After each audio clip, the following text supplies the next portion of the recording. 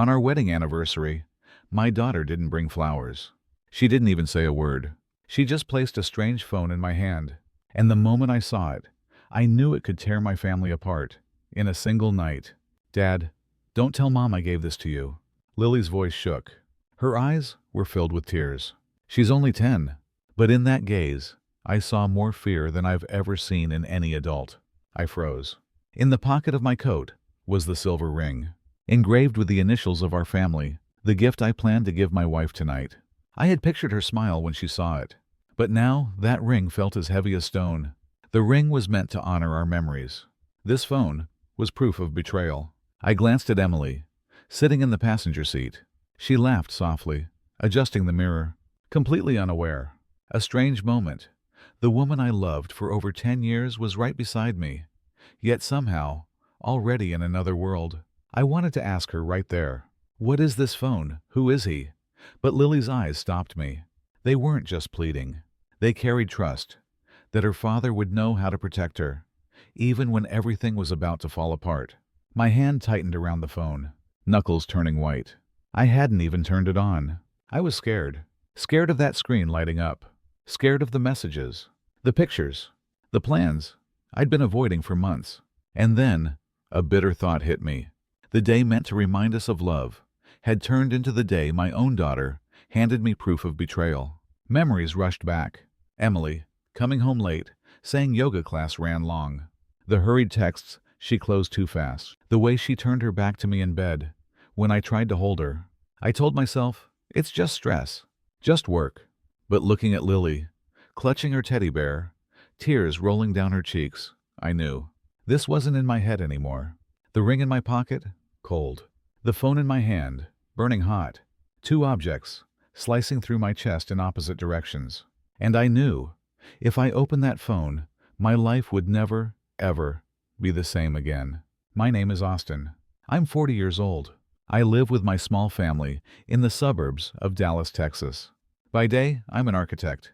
I spend hours in front of blueprints, trying to design buildings strong enough to last for decades. By night, I come home to the 2-story wooden house I built with my own hands, believing it would be our fortress of happiness. I'm not a rich man, but I've always had a simple kind of pride. A warm home, a wife I once thought was my soulmate, and a little girl, Lily, smart and loving. For me, that was enough. Emily, my wife, was the love I thought would last a lifetime. She's a yoga instructor. I met her at a wellness seminar when I was 27. Back then, Emily seemed to shine with her own light. Gentle, yet full of energy. I loved the way she spoke. I loved her quiet smile, and the confidence she carried in front of a class. I thought to myself, this woman knows how to balance both body and spirit. She'll be my safe harbor. 12 years passed. We built a life that looked ordinary, but felt complete. I worked hard. Emily taught her classes, and Lily, our little girl, was the bond that tied us together. I built the white-tiled kitchen Emily had always dreamed of, painted Lily's bedroom sky blue with my own hands. On Sunday afternoons, we flew kites in the backyard, our laughter echoing through the small neighborhood. But then, like a tiny crack in a wall, I began to notice changes I couldn't name. Emily came home late, always blaming an extra class. Her phone buzzed often, and whenever I came close, she turned the screen off too quickly. At night, lying beside me, she turned her back, sighing. I told myself, it's just work. I'm overthinking. But deep down, I was afraid. Afraid of facing the truth. Even Lily began to act strangely. One day, she gave me a drawing of our family. There were 3 of us, me, Emily, and her. But behind her mother, she had drawn a shadow. Tall, faceless. I asked, "Who's this?" She hesitated, then whispered, "I don't know. Maybe I made a mistake." But her eyes looked away, and I knew she was hiding something. Another time, while I was fixing a shelf in the garage, Lily sat beside me, hugging her teddy bear. She asked softly, "Dad, does Mom still love you?" I froze. I forced a laugh, patted her head, and said, "Of course she does." But inside, I knew I had just heard the cruelest question of my life. There were nights I sat in the living room, the dim desk lamp glowing yellow, Emily on the sofa, scrolling through her phone, a faint smile on her lips. I asked, "What's so funny?" She turned off the screen instantly. Her face went cold. Nothing. And in that moment, I realized I was no longer part of her world. But the detail that haunts me most. One day, while cleaning Emily's car, I found a man's jacket stuffed in the trunk. It wasn't mine. I brought it in, asked her about it. She answered calmly, "Someone must have left it there. Too quick, too clean." But the scent of men's cologne still lingered on the fabric. And that told a different story. I swallowed it in silence. Told myself, maybe I'm paranoid. Or maybe I'm about to lose everything. Work didn't help either. I often had to travel for projects, gone for days. And those empty spaces, someone else might have filled them. Every time I came back, the house looked the same. But the air inside was different. Cold. Heavy. Something invisible crept through every room. Only Lily was my anchor. She always waited for me at dinner. Even when I came home late, she would run to me, wrap her arms around me, and whisper, "I'm hungry, but I waited for you." In her eyes, I still saw absolute trust. The trust I feared, her mother had already lost. The night before our anniversary, I prepared everything. A silver ring with our initials engraved, a small dinner table, the bottle of wine Emily loved, and soft jazz playing in the background. I thought maybe, just maybe, this could be a chance to fix things. Maybe I'd see her smile again. But Lily shattered that fragile hope. The next morning, on our picnic, she secretly slipped a note into my hand, along with a strange phone. "Dad, Mom has another phone. I'm scared." In that moment, I realized every crack I'd ignored wasn't in my imagination. I could no longer lie to myself. I looked at my daughter, my heart sinking like a stone. She's only 10. She should worry about math tests or field trips, not the fear that her mother might leave. The ring in my pocket? Cold. The phone in my hand? Burning hot. Two opposites, crushing my chest. And I finally understood. The family I believed was the strongest structure of my life might just be a castle of sand, waiting for the waves to wash it away. In my pocket, the phone sat still, like a bomb. One swipe, and everything could explode. I sat there, at our 12th anniversary picnic, but it felt like I was sitting on the edge of a cliff. Emily laid out the food, smiling bright, calling Lily over for a picture. For a moment, I wanted to believe I was wrong, that it was all coincidence. But Lily's eyes killed that hope. She sat close beside me, her tiny hand gripping my finger, trembling. "Dad, Mom is lying," she whispered so softly, only I could hear. I turned to her and saw a seriousness in her eyes, far beyond her years. I swallowed hard, looked back at Emily. She was talking about a special workshop in Arizona, the chance to open a new yoga studio, her voice full of excitement. I forced myself to chew a bite of sandwich. It felt like swallowing stones. Arizona? A new studio? When? Why hadn't she ever told me? The phone in my pocket burned against my skin, but I didn't open it. I was scared. Scared that with one touch, my life would shatter. That night, after Lily was asleep, I sat alone in the garage. The phone lay silent on the wooden table, cold, motionless. My finger hovered over the power button, then pulled back. If I open this, there's no going back. When I remembered Lily's eyes, the way she whispered, "I'm scared." A child doesn't invent fear like that. I couldn't hide anymore. The next morning, I took the phone to Leo, my best friend since college, now a tech engineer. I said only one thing: "I need this opened." He looked at me for a long moment. "Austin, are you sure? Some doors, once you open them, they never close." I nodded. Leo unlocked it, handed it back to me. "You should read it yourself." The screen lit up. A name appeared, M. The most recent messages. Now, just one more week. Arizona will be the beginning. You and me. No more ties. Emily, I can't wait any longer. Make sure there's a room for Lily. She deserves a better place than living with him. I froze. The words blurred, but every line cut deeper into me. I scrolled up. I'll buy 3 tickets. One for you. One for Lily. One for me. Next Saturday. Emily, I'll tell him it's a long retreat.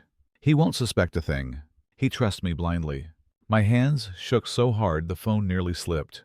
1 week, they're planning to take Lily and me. I'm just him. Each word struck like a hammer. My head ringing. My heart pounding. 12 years. And this is what I am to her? A burden. A blind fool. Leo put a hand on my shoulder. He said something, but I couldn't hear. All I saw was Lily, clutching her teddy bear, whispering, "Dad, Mom has another phone. I'm scared." That night, I stood at the bedroom door. Emily was asleep, her face calm, peaceful. I stared at her, remembering everything. Her first smile over a clumsy cup of coffee. The day we signed the papers for our home. The moment Lily cried for the first time. Memories that now tasted bitter. Quietly, I walked into Lily's room. She was fast asleep, still hugging her worn-out teddy bear. I sat on the edge of her bed and whispered, "You will never lose me. I promise." The soft glow of the lamp lit her face, and I knew I had no choice left. From this moment on, I wasn't just a betrayed husband. I was a father, and I had to protect my daughter, no matter what. The next morning, as I left for work, I stopped at the kitchen door. Emily was on the phone, her voice low, but I caught every word. "Yes, just one more week. Get ready. I'll take her. He won't react in time." I stood frozen, my fist clenched. In my pocket, the silver anniversary ring still lay cold. And I knew I had only 7 days to change everything. 7 days before I lost my daughter. 7 days. After hearing Emily whisper in the kitchen, I no longer saw the calendar in weeks or months. I saw it as a countdown bomb. Every morning, the alarm didn't just wake me. It reminded me another day was gone. 6 days. Then 5. Each number cut into me like a blade.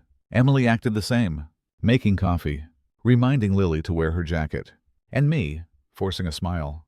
But inside, I felt like a stranger, living in someone else's house. I put the secret phone back where I found it. If Emily noticed it missing, she'd grow suspicious. All I kept were the screenshots. Proof.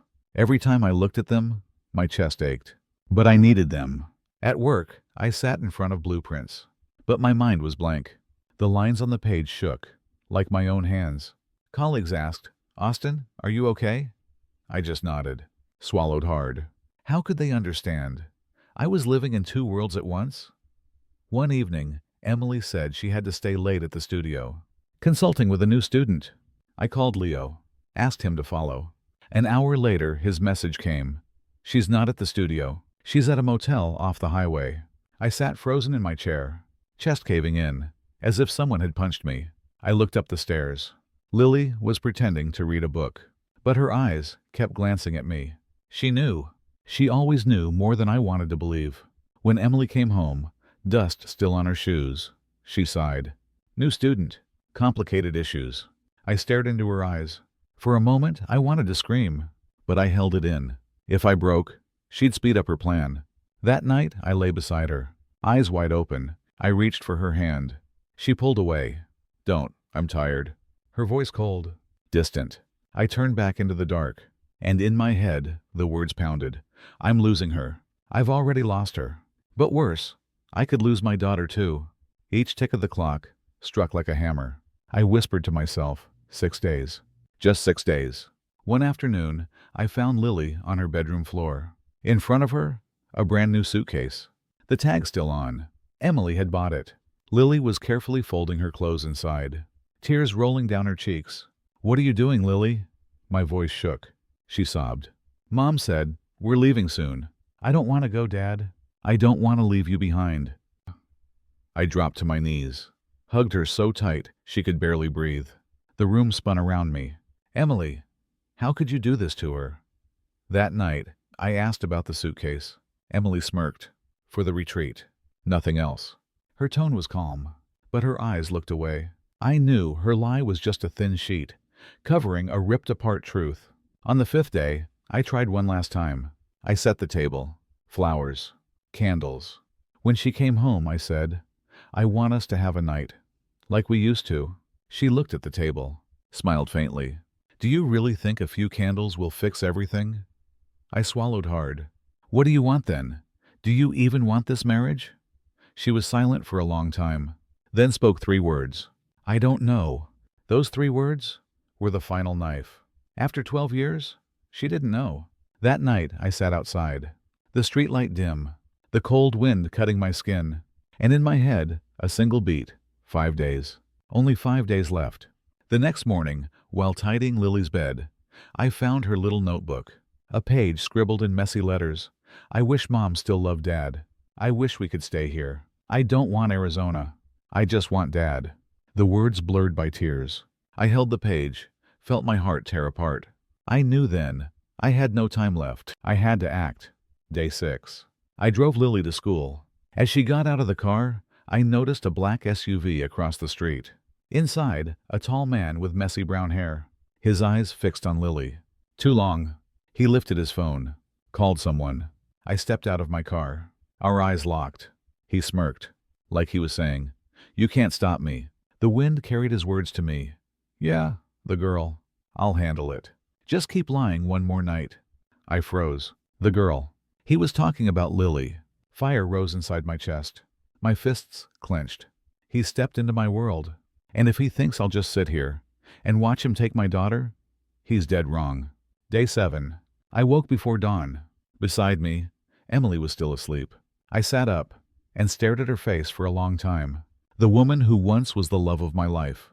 The same woman who today was ready to leave with my daughter. In my pocket, the silver anniversary ring. Cold. Once a symbol of love. Now, just proof of a broken vow. Leo called at 10. His voice tight, like a wire about to snap. "Austin." They booked the tickets. This afternoon. Phoenix. Mason's picking her up at a hotel near the airport. I went silent. Then said, "Send me everything you have." He handed me a thick file. Messages, photos, Mason's record. Not just a lover. A con man. He'd scammed investors. Dragged at least 3 women away. All of them left with nothing. My eyes burned. And Emily. She was about to take our daughter to a man like this. I printed every proof. Stacked them into a folder. Today, everything would come out. Before leaving, I took Lily to my mother's house. She clung to me. "Dad, Mom won't take me away, will she?" I kissed her forehead. "No, sweetheart. You'll never lose me. Never." Afternoon. I walked into the hotel lobby near the airport, my heart pounding. In the corner, Emily sat with Mason, her suitcase beside her. Emily's smile forced. Mason leaning back, smug. I stepped closer. Emily jolted, her face pale. "Austin, you? Why are you here?" I dropped the folder on the table. Papers scattering. My voice cold. "Everything's here. The messages. The plan. Arizona. And the fact you were about to steal our daughter from me." Mason laughed. Mocking. "Let her go, Austin. She chose me. Don't fight it." I stared straight into his eyes. Each word sharp as a blade. "You can have my wife, but you will never touch my daughter." Emily trembled, her voice breaking. "You don't understand. I don't feel anything for you anymore. Mason gives me a new start. A different life." I cut her off. Pulled out a page from Lily's notebook. "And what about her, Emily? Do you know what she wrote?" My voice cracked, but stayed firm. "I wish Mom still loved Dad. I don't want Arizona. I just want to stay with Dad." I looked at her, my throat tight. "You can leave me, but you do not leave our child." Mason slammed his hand on the table. "Enough. Lily's coming with us. She deserves better than living with a fool like you." My fists clenched, blood boiling. Before I could move, Leo walked in, a USB in his hand, his voice hard. "Mason, I've got your record. You conned investors in Arizona. Used the same trick on at least 3 women. Dragged them away, then abandoned them. That yoga studio? A cover." Emily froze, her face drained of color. You lied to me?" Mason snarled. "Don't listen to him. You know I love you." Leo opened his laptop in the middle of the lobby. Pictures of Mason with other women. Messages. The same empty promises. The same pattern. Emily collapsed into a chair, tears streaming down her face. I turned to Mason, my voice low, each word heavy as stone. "You can deceive as many women as you want, but you will never, ever lay a hand on my daughter." The lobby went silent. Mason roared, stepping toward me. "You think you can stop me? I'll take Emily. And Lily, too." I moved forward, stood in his path. "No. She can go, if she wants. But my daughter stays." He raised his hand to shove me. The hotel guards rushed over. Leo lifted his phone. "One touch, and the cops will be here." Mason froze, breathing hard, then backed away, his eyes burning with hate. He turned, stormed out, slamming the door behind him. Emily sank down, face in her hands. I looked at her, my anger drained, leaving only sorrow. I spoke quietly. I won't force you to stay. If you want to go, then go. But Lily, she stays with me. She needs her father. And I'll keep that promise to the end. Emily sobbed, shaking. I was wrong. I didn't see. Mason was only using me. But Austin, please, let me see Lily. One last time. I stood there, silent. Outside, a plane roared into the sky. Dash. And in my head, Lily's voice echoed. Dad, don't let Mom leave me. I had to decide. Emily collapsed into a hotel chair, her hands covering her face, her sobs echoing in the narrow room. I stood there, staring at the woman who once vowed her life to me, who smiled at me on our wedding day, who trembled as she held my hand when Lily was born. Now just a broken figure. Please, let me see her. Just one last time. Her voice cracked. I stayed silent. In my head, two words clashed, mother and betrayal. You betrayed me. That I can endure. My voice was low, every word tight in my throat. But our daughter, she's endured enough. I won't let her be hurt again. Emily lifted her head, her eyes red, swollen. I know, I was wrong. But Austin, I'm still her mother. I can't disappear from her life like this. I drew in a long breath. Inside me, anger, pity, and pain tangled together. That night, I drove Emily home. Leo came along. Not because I trusted her, but because I needed a witness. When Lily opened the door and saw her mother, she froze. Then clung to me, tears brimming. Emily knelt down, arms open. Lily, come to Mommy. The girl shook her head, her voice breaking. Mom, don't leave me again. The words cut like a knife. Emily burst into tears, but Lily buried herself deeper into my arms. We sat in the living room. No one spoke. Only the ticking clock filled the silence. Emily whispered, Austin, I'm not asking you to forgive me. I'm only asking to stay, so I can still be Lily's mother. Hate me if you want, but don't cut her off from me. I looked straight at her, my voice heavy. I won't let Lily lose her mother, but from now on, there's no us. You stay, only for her, nothing more. Emily bowed her head, her tears dripping onto the wooden floor. The house once full of laughter, now just a hollow box of silence. I slept in the spare room. Emily stayed in the old bedroom. In the mornings, she still cooked breakfast. But Lily wouldn't touch it.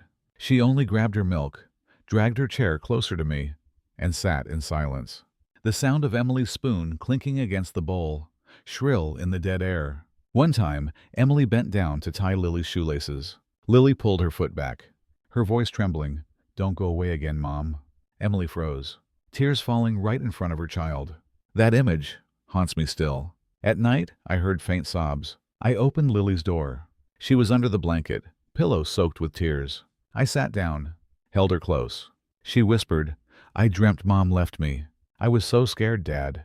I hugged her tighter, my heart tearing apart. A 10-year-old child should never carry this fear. Another night, after Lily was asleep, Emily and I sat in the kitchen. The dim yellow light revealed her swollen eyes. Austin, have you ever thought, maybe if you'd cared for me more, if you'd been around, things would have been different? Her voice quivered. I clenched my teeth.